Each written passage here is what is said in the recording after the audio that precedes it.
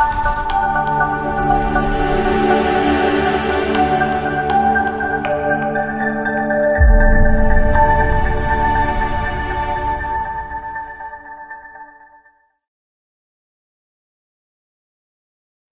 everyone and welcome to the Kubler channel. In this tutorial we're going to take a look at a simple project using CAD files. There is a equivalent video using PDF files, so take a look at that one if PDF is more part of your process. This is a beginner's tutorial, first taking a look at adding site plans, extracting the existing data, then doing a topsoil strip, proposed, and then finally adjusting to subgrade at the end.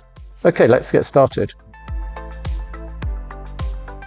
So what we do is we're going to start by having a look at the data in a CAD program. Now you don't need CAD to work with CAD data. However, it can be handy because you can do stuff like put different entities into different layers and check stuff before you bring it into Kubler Cube to make it easier, but you don't have to do that. So looking at this file, we've got existing contours. One thing to check is whether the contours have Z values. In this case, they do. So this is draft site. So if you look at the properties, you can see that there is a Z for the contours of 1292. Sometimes you have flattened CAD files that will have 0 on the contour. So we've also got proposed. So that what's nice about this file is that it's got the contours in different layers. So it can be more complicated when they're not in different layers, but in this case it is well set up. So to get started in Kubler Cube now, we first add a plan. So you go plans, add CAD file, and I select this one here. So we support both DXF and DWG CAD files. So the main thing with adding site plans is you have to make sure that they're scaled correctly, and the key tool for using that, or for doing that, is using the measure tool, quick measure tool. So you press and hold down the M key and drag. So in the case of CAD files, they're usually correct, but CAD files don't contain unit information, so we have to determine that using the sort of size of the model view and other factors. So it's usually correct, but it's worth checking. So in this case, I'm going to hold down M. Yeah, it's at 20 meters. But if it's out, you can also click scale and then choose the correct units. So I'll click OK there and bring that file into the main window. So when it comes to Kubler Cube, we've got the existing tab and proposed tab you'll notice down here.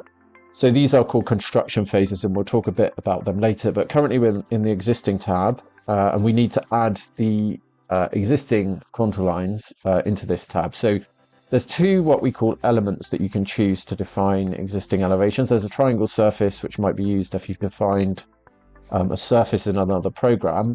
But in this case, where they're defined by contours, we're going to use a feature surface. So if it's points, contours, or break lines in a site plan, then we'll use a feature surface to build the existing model. So I click on feature surface. So this is called the takeoff editor. And for a feature surface, it has 4 sort of buckets. The contours, break lines, points, and then an outline defining the extents of the surface. So we'll start by bringing in these existing contours. So we click on the contours tab, and then this button down here, which is for adding contours from a file. This one will be if you wanted to trace them, but as we're extracting from CAD, we'll just click on that one. Select the CAD file. Now this process is a matter of filtering out the stuff we don't need and just keeping the stuff we want.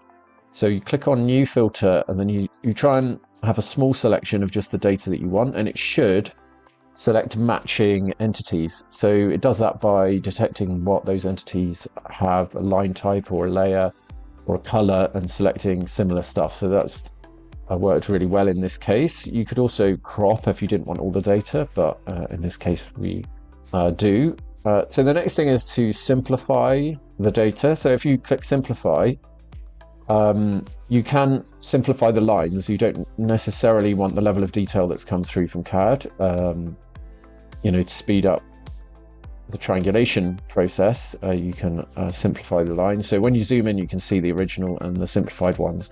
So sometimes you might have very smooth lines defined in CAD or splines, and you want them sort of turned into a bit more low detail for the purposes of doing volumetric calculations, which are quite heavy on the processor. So if you click OK at that point, we should have brought in our existing contours. You click on outlines. So all feature surfaces need outlines to define their sort of extents. So you can either trace one by clicking on that option, and then extrapolate is usually the one you would use.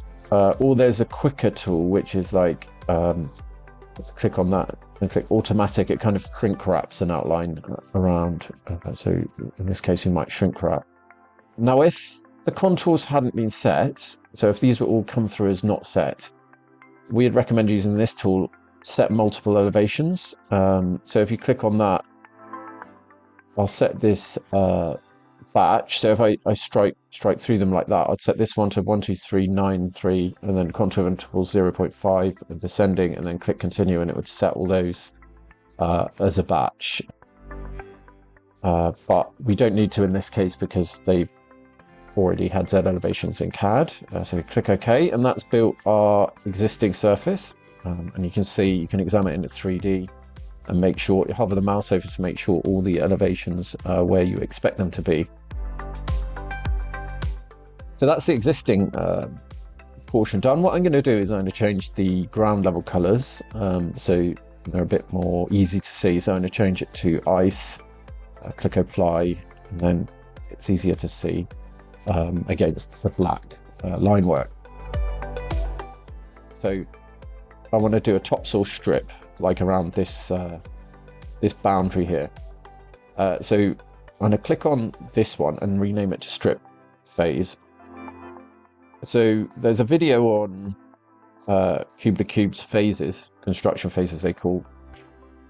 Basically, if you have a new operation, a comparison between two surfaces, you need a new phase. So typically that might be existing strip and then the subgrade, or you could have existing excavation and then backfill. But each phase only has a comparison of two surfaces. So if you feel like you need more than that, so in this case, we need to go from the existing down to the strip level, and then we need to calculate up to the subgrade level. We need 3 phases. So it would be existing, strip, and when we create a new one for bulk earthworks. So to complete a strip, we click on here. Now, in the proposed phases, we've got a lot more options to use sort of surface primitives like this, or to use another feature surface if we want to define a more complex surface. So we're going to choose the reduce one. In this case, I'm going to trace it. I could extract it from the CAD if it was a closed polyline, but in this case, I'm going to just use the tracing option just to speed things up. And click OK. Now the default is 1000 millimeters. I need to quickly change that to just 300 in this case, so it's a 300 strip. Now the key thing here is it needs to be on its own phase. If I was to start putting elements over the top of this strip, it would start overriding them. We don't want that. We want to calculate from the strip level to the formation level. So that's where you create a new phase. It sort of bakes that into the surface. The relationship that the phases have between each other is the proposed of one becomes the ground of the next. So if you imagine each phase has 2 surfaces, but they do have a relationship that the proposed gets copied and pasted into the next phase for a new set of calculations. So it's a very powerful system, but it takes a bit of time to get used to sometimes. So we've done the existing takeoff. We've got the strip in there. That's giving us a volume for the strip, 3,696 cut. So it's worth noting at this stage that these volumes expressed here aren't cumulative. Each phase is like an independent calculation. So if you want to calculate things like swelling, compaction, and material reuse, you have to sort of do that in a separate spreadsheet. But each phase gives you just the operation that's happening in that phase. So in this phase, you can see that the proposed is made up of like these contour lines. So for doing contour lines, the best thing to use is this feature surface here, the same as we did in the existing. If you have a more simple site, you can rationalize it into sort of platforms and slopes or path elements. But in this case, where it's sort of expressed as a set of contour lines, it's best to use a feature surface. So we click on the feature surface option, click on contours. It's kind of the same process with the existing. We're going to extract them from the CAD file, but this time we're going to set a different filter. So you go new filter, and I'm going to zoom right in using the mouse scroll wheel. Select that. That one has, okay, yeah, no contours.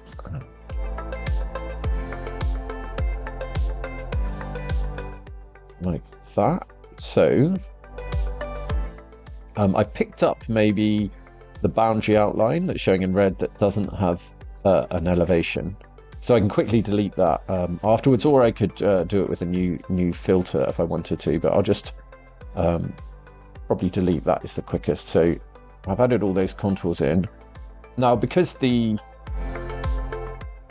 outline is not set, I can just click on it here. But if you have sort of items that you want to remove that are difficult, what can be really handy is the sort option here. So we could sort it by elevation and delete all the ones at 0, or delete all the ones that aren't set. So that could be really easy way of doing this. So if I go sort by elevation ascending, I should find at the top are the 2 outlines that aren't set, and they're actually the proposed outline. So what I can do is I'm not quite sure why there's 2 of them. I think that it's a duplicate, so I'll just delete one. And the other one I'm going to copy and paste, so I'm going to press Ctrl X and Ctrl V, and I copy and paste it into the Outlines tab. I could have just as easily extracted it in from the CAD file. Now, the option that is quite often needed for proposed outlines in this situation is, this has come through as a fixed level outline. We actually want it to be a use ground levels outline. That's kind of like a match. That means it will kind of match the ground levels. So it would be the same process. I'll just show the extraction of that same outline. So I copy and pasted that one and set it to use ground levels. If you were going to trace it, you would select this option here, use ground levels. And if I was going to extract it from CAD, which I'll just demonstrate here, I'll just go in there, go new filter, select that outline, finish. Then I would just make sure that it was set to use ground levels. So like use ground levels there, click OK, and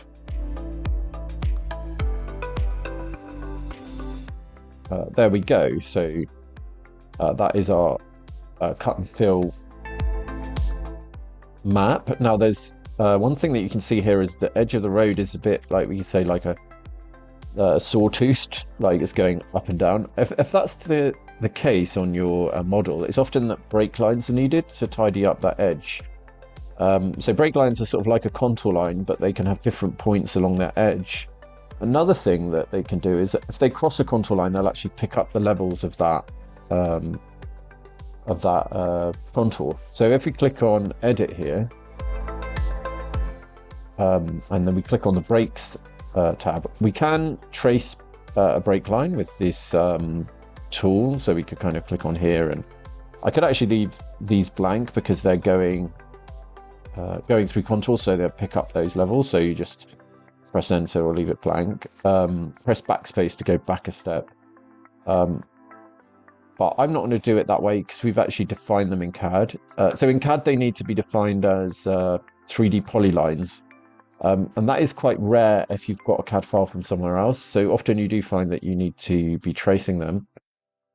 I want this one.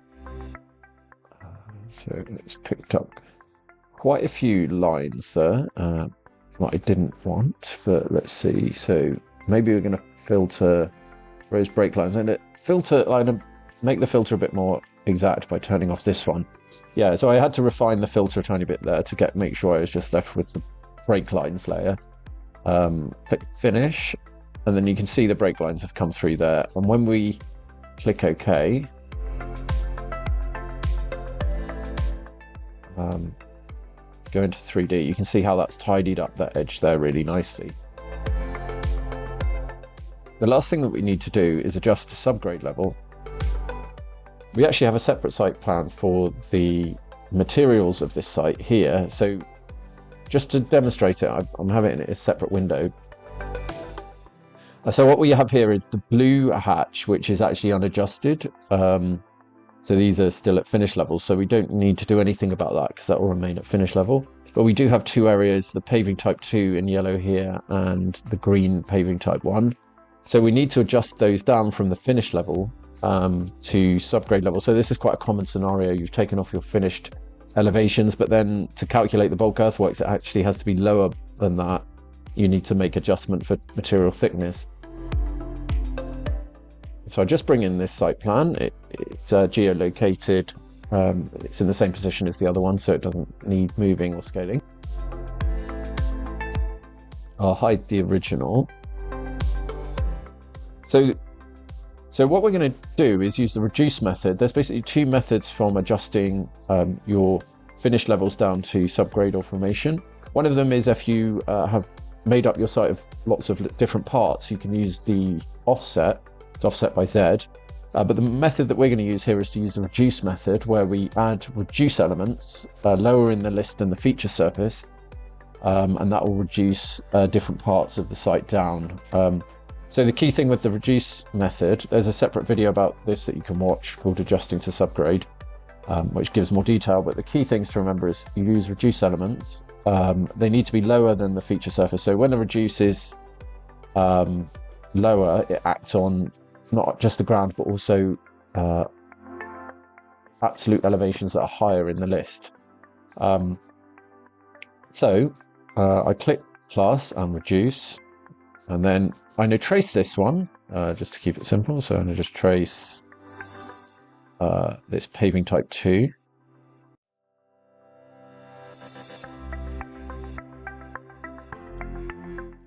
Now the default adjustment is set to 1 meter, but we can change that to, you need to overtype that with your requirements. So I'll change that adjustment to 350, and it's a good idea to rename the elements. So I'm going to actually rename the feature surface to finish levels, something that we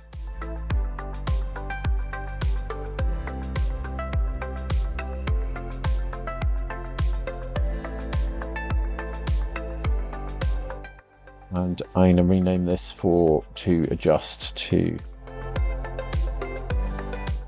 for paving type 1. So adjust for paving type 2. Another thing is it's a good idea to set the side batter to sort of near vertical. So, you know, sometimes 0.01 is a good option. Vertical sometimes causes problems with building models, so turning it off we don't recommend, but 0.01 is a good choice. So if we go into 3D now, you should be able to see in the model that that section's been adjusted down 350 millimeters.